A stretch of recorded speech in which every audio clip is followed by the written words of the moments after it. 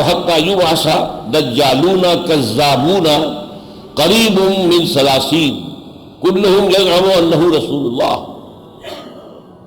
وانا خاتم النبیین لا نبی بعدی. قیامت نہیں آئے گی جب تک کہ 30 کے قریب ایسے دجال سامنے نہ آ جائیں کہ جو جھوٹے ہوں گے، کذاب ہوں گے، دجال ہوں گے، اور وہ ہر ایک ان میں سے یہ دعویٰ کرتا ہوگا کہ وہ اللہ کا رسول ہے، حالانکہ میں اللہ کا آخری نبی ہوں، میرے بعد کوئی نبی نہیں ہے. اسی طرح فرمایا ہے، یہ سنن ابی داؤد اور جامع ترمذی کی روایت ہے، وَإِنَّهُ سَيَكُونُ مِنْ أُمَّتِي. اب یہاں پہ نوٹ کیجئے، شرائط کر دی کہ میری امت میں سے اٹھیں گے، من امتی کذابون ثلاثون کلهم یزعم انہ نبی اللہ وانا خاتم النبیین لا نبی بعدی. میری امت میں سے 30، یہاں پہ قریبا من الثلاثین نہیں بلکہ 30 کا لفظ آیا، 30 ایسے دجال جھوٹے کھڑے ہوں گے جو کہیں گے کہ میں نبی ہوں جبکہ میں خاتم النبیین ہوں اور میرے بعد کوئی نبی نہیں. یہ ہے دوسرا حدیث کے اندر ایک انداز جس میں کہ جھوٹے مدعیان نبوت کو دجال کہا گیا. اچھا، یہ دجال تاریخی اعتبار سے ہمیں معلوم ہے کہ حضور کی حیات طیبہ کے آخری دور میں شروع ہو گئے تھے. 6-7 مدعیان نبوت، جن میں ایک عورت بھی تھی. مسلمہ تو بہت بڑا ثابت ہوا تھا، اس سے جو جنگیں ہوئی ہیں جو بہت صحابہ شہید ہوئے، بڑا نقصان پہنچا ہے. بہرحال یہ سلسلہ شروع تو وہاں سے ہو گیا تھا. اس کے بعد اب ریکارڈ پورا ہمارے پاس نہیں ہے کہاں کہاں پیدا ہوئے. البتہ اپنے زمانے کے بارے میں ہمیں معلوم ہے کہ ایک ایران میں بہا اللہ پیدا ہوا جس نے کہ نبوت کا دعویٰ کیا. بہائی اس کے جو فالوورز ہیں وہ کہلاتے ہیں، اور مغربی ممالک میں ان کے بڑے مراکز ہیں، اس لیے کہ تمام مغربی ممالک جو ہے سپورٹ کرتے ہیں. اور اس کے بعد لعنت اللہ علیہ غلام احمد قادیانی سامنے آیا، اس نے نبوت کا دعویٰ کیا. اور وہ بھی آپ کو معلوم ہے کہ قادیانی اگرچہ وہ اپنے آپ کو احمدی کہتے ہیں لیکن یہ قادیانی ہیں، ابو ربائی ہیں. لیکن یہ کہ ان کی بھی تعداد گھٹ نہیں رہی، بڑھ رہی. فتنہ جو ہے مزید طوفان کی شکل اختیار کر رہا ہے، اس لیے سارا مغرب ان کی پشت پر ہے، انہیں ساری سہولتیں حاصل ہیں. بلکہ آپ کے علم میں ہوگا بہت سے ہمارے مسلمان نوجوان جو مغربی ممالک میں جانا چاہتے ہیں، آباد ہونا چاہتے ہیں پیسے کی خاطر، اچھی معاش کی خاطر، ان کے لیے آسان راستہ یہ ہے کہ وہ اپنے آپ کو قادیانی ڈکلیئر کر دیں. اس کا مطلب کیا ہے کہ پاکستان میں ہم پرسیکیوٹڈ مائنورٹی ہیں، ہم نہیں رہ سکتے، لہذا ہمیں پناہ دی جائے. بہت سے لوگ مجھ سے سوال کرتے تھے کہ کیا صرف اس کے لیے ہم اگر یہ لکھ دیں تو کیا یہ بڑا گناہ ہوگا؟ میں نے کہا یقیناً بہت بڑا گناہ ہوگا. آپ اس مقصد کے لیے اپنے آپ کو قادیانی ظاہر کریں، بہت بڑا گناہ، لیکن ہوا ہے اور بہت سے لوگوں نے اختیار کیا ہے. ایک جو ہے ظاہر ہوا ہے ابھی حال ہی میں، وہ رشاد خلیفہ کے نام سے ایک مصری، اس نے پہلے تو ذرا ایک مقبولیت حاصل کی کہ قرآن حکیم کا میتھمیٹیکل پروف 19 کے عدد سے، یہ جو سورہ مدثر میں آیا ہے کہ اس کے اوپر جہنم کے اوپر علیہا 19 19 ہے سرہنگ یا بڑے فرشتے جو اس پر مامور ہیں. اس نے کہا یہ 19 کا حصہ جو ہے کلید ہے قرآن کی، اور بعض چیزیں اس نے کچھ ثابت کی بھی واقعتاً کوئی بات ہے. اس لیے کہ سورہ قاف کے اندر، یہ سورہ قاف میں ان کا کہنا یہ ہے کہ جن صورتوں کے شروع میں یہ حروف مقطعات ہیں، وہ حروف اس صورت کے اندر 19 کے ملٹیپل کی شکل میں ہوں گے، 19 ہوں گے، 38 ہوں گے، 57 ہوں گے.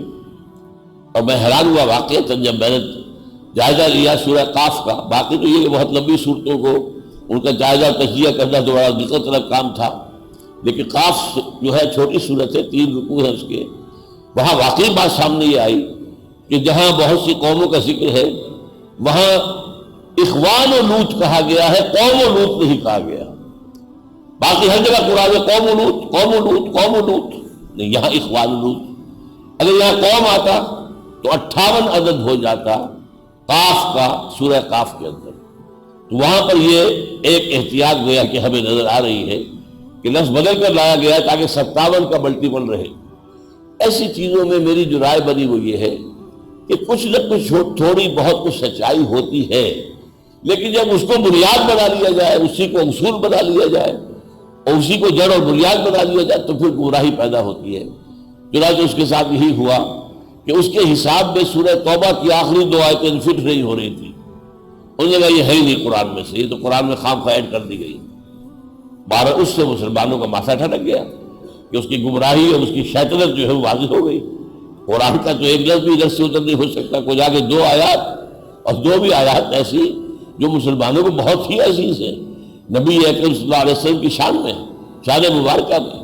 تو اس حوالے سے پھر معلوم ہوا کہ اس نے نبوت کا دعویٰ بھی کر دیا، اور بالآخر اسے ہیوسٹن میں، امریکہ کا ایک شہر ہے، وہاں انہوں نے اپنا مرکز بنایا تھا، بات وہاں پھیل رہی تھی اس کی، پھر کسی شخص نے انہیں قتل کر دیا۔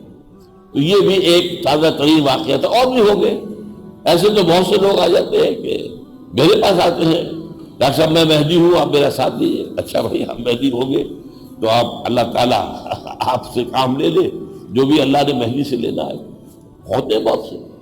تو یہ چیزیں جو ہیں، ایک جو ہے ایسا لازماً جلد ہی ظاہر ہونے والا ہے، یہودیوں کا ایک لیڈر سامنے آئے گا جو دعویٰ کرے گا کہ میں وہ مسیحا ہوں جس کی پیشن گوئی تمام انبیاء کرتے آئے ہیں۔ یہ جو اولڈ ٹیسٹمنٹ ہے، جو تورات، اس کی بہت سے انبیاء کرام کے کتابوں میں یہ موجود ہے کہ اللہ تعالیٰ جب یہودیوں پر برے دن ہوں گے، زوال ہوگا، محکومیت ہوگی، وہ دبے ہوئے ہوں گے، پسے ہوئے ہوں گے، مظلوم ہوں گے، مقہور ہوں گے، تو اللہ ایک مسیحا نازل کرے گا جو ان کو ذلت سے اور تار مذلت سے نکال کر اور پھر وہ اچھی زندگی کا آغاز کریں گے۔ تو وہ اس کے منتظر تھے۔ اچھا وہ وعدہ اللہ نے پورا کر دیا، حضرت مسیح علیہ السلام آ گئے، لیکن قوم کی بدبختی اور خاص طور پر ان کے علماء کی بدبختی، انہوں نے ماننے سے انکار کر دیا۔ انہیں اول تو ولد الزنا قرار دیا۔ ان کے بارے میں کہا گیا کہ یہ تو ظاہر بات ہے کہ یوسف نجار کا بیٹا ہے، بغیر اس کے کہ شادی ہوئی ہو، معاذ اللہ ثم معاذ اللہ۔ پھر ان کے اتنے بڑے بڑے معجزے جو واقعہ یہ ہے کہ کسی اور نبی اور رسول کو نہیں دیے گئے، وہ تو مجسم معجزات تھے۔ انہیں کہا گیا یہ جادو ہے اور جادو کرنے والا کافر ہوتا ہے، لہذا عیسیٰ کافر ہو گیا ہے۔ جب کافر ہو گیا ہے تو مرتد ہے، مرتد ہے تو واجب القتل ہے۔ چنانچہ سن ہیڈرن جو ان کا سب سے بڑا ادارہ تھا، جو دارالقضاء کہہ لیجئے ان کا، جو یا یہ کہ جو ادارہ افتاء، دارالفتاء تھا، انہوں نے فیصلہ کر دیا۔ وہاں حکومت ایسی تھی اس وقت کہ اصل حکومت تھی رومیوں کی، لیکن انہوں نے ایک محدود آزادی دے رکھی تھی، ایک اٹانومی دے رکھی تھی یہودیوں کو بھی۔ چنانچہ ایک بادشاہ یہودیوں کا بھی موجود تھا، ہیروڈ اینٹی پاس کے نام سے، لیکن اس کے اختیارات یہ نہیں تھے کہ وہ اپنے اختیار سے کسی کو پھانسی دے سکے۔ یہ ہے کہ دارالفتاء کا فتویٰ جائے گا، جو گورنر پائلیٹس پونٹس وہاں پر ہے کہ جو کہ رومی گورنر ہے، وہ اگر وہ صحیح سمجھے گا تو پھانسی دے گا۔ اس گورنر نے انکار بھی کیا کہ ہمارے خیال میں تو اس کا کوئی جرم نہیں ہے اس مسیح کا، تم کیوں اس کے جال کے پیچھے پڑے ہوئے ہو، وہ لمبی بات ہو جائے گی۔ لیکن انہوں نے اصرار کیا کہ نہیں، یہ تو چونکہ ہمارا تم سے معاہدہ ہے کہ ہمارا فیصلہ ہوگا، ہمارا فتویٰ ہوگا، ایگزیکیوٹ آپ کو کرنا پڑے گا۔ چنانچہ ان کے خیال میں، یہودیوں کے خیال میں بھی اور اس وقت کے لوگوں کے خیال میں بھی حضرت مسیح سولی چڑھ گئے، معاذ اللہ۔ قرآن اس کی نفی کرتا ہے، وما قتلوہ وما صلبوہ ولکن شبہ لہم۔ البتہ یہ شبہ لہم کے معنی کیا ہے یہ ہمیں معلوم نہیں تھے کہہ رہا ہوں، اب کچھ معلوم ہو گئے۔ قرآن مجید میں ذکر نہیں ہے، احادیث میں ذکر نہیں ہے، لہذا ہماری تفاسیر میں ذکر نہیں ہے کہ پھر کیا ہوا، کون سولی چڑھا، آیا سولی کا واقعہ ہوا ہی نہیں، یا ہوا تو صحیح کوئی اور چڑھ گیا۔ یہ سید برنباس کی انجیل نے آ کر سارا عمدہ کھول دیا۔ یہ بھی حضرت مسیح کے حواریین میں سے تھے، تو جیسے باقی حواریین نے اپنی جو ہے انجیلیں مرتب کی ہیں، ایسے ایک انجیل انہوں نے مرتب کی، ایونجیلیم برنابے، اور اس میں انہوں نے جو واضح بات چھوئی وہ میرے دل کو لگ گئی کہ 100% یہی بات ہوگی کہ 12 حواریوں میں سے ایک نے غداری کر کے حضرت مسیح کو گرفتار کرایا۔ حضرت مسیح اور ان کے حواری ایک جگہ چھپے ہوئے تھے، روپوش تھے، اس نے خبر کی، اور پھر یہ کہ وہاں پر وہ پولیس کو لے کر آیا، رومن سپاہیوں کو، لیکن یہ کہ اس نے انہیں کھڑا کر دیا باغ کے باہر، کہ پہلے میں جاؤں گا، تھوڑی دیر کے بعد تم آنا، پھر میں جس سے کہوں اے میرے استاد، اس کو پکڑ لینا، وہ مسیح ہوگا۔ کیونکہ رومیوں کو پتہ نہیں تھا، نہ دلچسپی تھی، یہ تو وہ کہتے ہیں یہودیوں کا اپنا معاملہ ہے، کون جو ہے کیا دعویٰ کر رہا ہے۔ لیکن ہوا کیا ہے، اس میں بردباس کی انجیل میں ہے کہ حضرت مسیح نے اپنے حوارین کے ساتھ آخری کھانا کھایا اور پھر کہا کہ اب یہ رات بڑی اہم ہے، اب تم یہاں پر دعائیں کرو، عبادت کرو۔ اور ایک کوشڑی تھی کہیں جیسے باغ میں ہوتی ہے کہ جہاں پر کوئی کھرپے ورپے کوئی اور ایسے اوزار رکھے ہوں، وہاں آپ داخل ہو گئے، وہاں آپ نے عبادت شروع کر دی۔ تو اسی اثنا میں یہ ہوا کہ چھت پھٹی اور 4 فرشتے اترے اور حضرت مسیح کو اٹھا کر لے گئے۔ اب یہ داخل ہوا کوٹڑی میں تو اس کو کچھ نظر نہیں آیا، لیکن اس کی شکل اللہ نے مسیح کی بنا دی۔ یہ گھبرا کے باہر نکلا تو دوسرے حواری جاگ گئے، سو گئے تھے، ان کا اے ہمارے استاد، تو رومیوں نے اسی کو پکڑ لیا اور وہ ہے کہ جو سولی چڑھا ہے۔ یہ ہے تفسیر، اور میں سمجھتا ہوں بہت لاجیکل ہے۔ اسے واقعتاً اپنی غداری کی سزا ملنی چاہیے تھی، وہ اگر سولی چڑھا ہے تو صحیح چڑھا ہے۔ اس نے اللہ کے رسول کے ساتھ غداری کی، بے وفائی کی۔ اس کا نام تھا جوڈاس اسکریوٹ۔ ان کا کہنا یہ ہے کہ اس نے بعد میں خودکشی کر لی تھی، کیونکہ یہ تو سمجھتے ہیں کہ حضرت مسیح ہی چونکہ سولی چڑھے اور پھر جب اتار کر انہیں رکھ دیا گیا ہے قبر میں، پھر زندہ ہوئے، پھر وہ آسمان پر اٹھے۔ ہمارے نزدیک حضرت مسیح پہلے ہی اٹھا لیے گئے، وہ سولی پر چڑھے ہی نہیں۔ وما قتلوہ وما صلبوہ ولکن شبہ لہم۔ بہرحال وہ جو جگہ ہے، اب یہ نوٹ میں نے اس لیے بتایا ہے آپ کو سارا معاملہ کہ وہ سیٹ از ویکنٹ، وہ مسیح ابھی نہیں آیا، جو آیا تھا اسے مانا نہیں، لہذا جگہ خالی ہے۔ اب اس آخری دور میں جب آخری مقابلہ ہونا ہے مسلمانوں اور یہودیوں کا، تو پھر وہ مسیحا اٹھ کے کھڑا ہو جائے گا، ان میں سے کوئی ایک دجال، وہ المسیح الدجال ہوگا، جھوٹا مسیح۔ وہ مسیح ہونے کا دعویٰ کرے گا، لیکن ظاہر بات ہے کہ وہ دعویٰ کرے گا کہ میں نبی ہوں، وہ خدائی کا دعویٰ نہیں۔ خدائی کا دعویٰ کرنے والا میرے نزدیک ایک دوسرا ہوگا دجال، جو خدائی کا دعویٰ کرے گا۔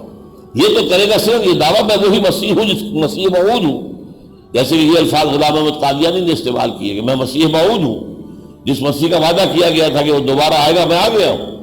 لیکن یہ کہ بہرحال یہ میں نے آپ کو گنوا دیا ہے کہ یہ جو سلسلہ ہے حدیث کے اندر جھوٹے مدعیان نبوت کو دجال کہا گیا، تو شروع ہو گیا یہ حضور کے زمانے ہی سے اور مسلسل رہا ہے۔ اور ایک حدیث میں چونکہ 30 کا عدد تعین کے ساتھ آ گیا ہے، لہذا ہمارا گمان ہے کہ 30 ہی ہوں گے، اور ان میں سے آخری جو ہے میرے نزدیک یہ مسیح الدجال یہودی ہوگا، جو مسیحا ہونے کا دعویٰ کرے گا کہ میں ہوں وہ مسیحا جس کا کہ وعدہ اللہ نے تم سے کیا تھا۔ حدیث میں ایک اور دجال کا ذکر آتا ہے، وہ الدجال الاکبر ہے، عظیم ترین دجال۔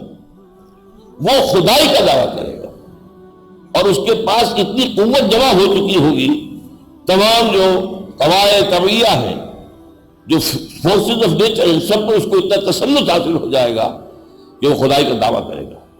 رزق کے خزانے اس کے قبضے میں ہوں، رزق اسی کو دے گا جو اس کو ماننے کے لیے، اس کو سجدہ کرنے کے لیے تیار ہو۔ اور حضور نے اس کی خبر دی ہے کہ وہ کانا ہوگا، اس کی ایک آنکھ پھولی ہوئی ہوگی۔ پھر یہ کہ اس کی پیشانی پر لکھا ہوگا کافارا کفر، جس کے بارے میں فرمایا وہ اتنے جلی حروف میں لکھا ہوگا کہ ہر مومن اس کو پڑھ لے گا، چاہے وہ پڑھنے والا ہو چاہے نہ ہو، ہر مومن پڑھ لے گا۔ غیر مومن کو وہ الفاظ نظر نہیں آئیں گے اس کے پیشانی پر لکھے ہوئے، لیکن ہر صاحب ایمان اس کی پیشانی پر کافارا لکھا ہوا دیکھ لے گا، اور وہ ایسے ایسے معجزے دکھائے گا جس کا کہ تصور نہیں کیا جا سکتا تھا۔ یعنی یوں سمجھیے کہ حضرت مسیح علیہ السلام کو جو معجزے اللہ نے دیے تھے، اس کے لگ بلکہ اس سے بھی آگے معجزے جو ہیں اس کے پاس ہوں گے، اور وہ مدعی ہوگا خدائی کا، اور وہ سب سے بڑا فتنہ ہوگا اہل ایمان کے لیے۔ پوری انسانی تاریخ میں اتنا بڑا فتنہ اور کوئی نہیں ہوا۔ یہ حضور نے بار بار کہا ہے کہ تمام انبیاء اور رسول خبردار کرتے آئے ہیں اپنی اپنی امتوں کو، اور دیکھو میں بھی تمہیں خبردار کر رہا ہوں۔ بہرحال اس کے بارے میں جو ہے الآور الکذاب مکتوب بین عینیہ کافارا یقرؤہ کل مومن کاتب اور غیر کاتب، یہ بخاری اور مسلم کی روایت ہے حضرت انس بن مالک سے۔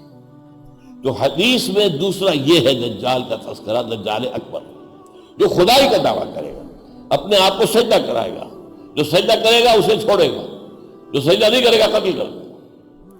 تیسرا ذکر جو احادیث میں آتا ہے دجال کے حوالے سے، وہ سورہ کہف کے ساتھ اس کا ایک تعلق ہے۔ حضور نے فرمایا جو شخص سورہ کہف پڑھتا رہے گا وہ دجالی فتنے کے اثرات سے محفوظ رہے گا۔ یہ 4 صحابہ سے یہ روایات مروی ہیں، عبداللہ ابن عمر رضی اللہ تعالیٰ عنہ، عبداللہ ابن عباس رضی اللہ تعالیٰ عنہ، حضرت ابو سعید الخدری رضی اللہ تعالیٰ عنہ، ابو الدرداء رضی اللہ تعالیٰ عنہ، اور 6 کتابوں میں، حدیث کے 6 مجموعے میں یہ موجود ہے، مسلم شریف میں، ابو داؤد میں، ترمذی میں، نسائی میں، احمد میں، بہقی میں۔ اب بعض میں تو یہ ہے کہ شروع کی آیات جو ہیں سورہ کہف کی، جو ان کا التزام کرے گا، ان سے محبت کرے گا، انہیں پڑھتا رہے گا، وہ دجالی اثرات سے، فتنے سے محفوظ رہے گا۔ بعض میں ہے جو آخری آیات کا ورد کرتا رہے گا، بعض میں ان دونوں کو جمع کیا گیا، ابتدائی آیات اور آخری آیات، اور بعض میں پوری سورت کا۔ اور یہاں تک فرمایا گیا کہ جو شخص جو ہر جمعے کو سورہ کہف کی تلاوت کرے گا، وہ اس جمعے سے لے کر اگلے جمعے تک کے لیے اس کو اللہ تعالیٰ ایک نور عطا کر دے گا، جس کی روشنی کی وجہ سے وہ دجال کے فتنے سے محفوظ رہے گا۔ عن ابی سعید الخدری رضی اللہ عنہ ان النبی قال صلی اللہ علیہ وسلم من قرأ سورۃ الکہف فی یوم الجمعۃ اضاء له النور ما بین الجمعتین، دونوں جمعوں کے درمیان جو وقت ہے اس میں اللہ تعالیٰ انہیں ایک نور عطا کر دے گا۔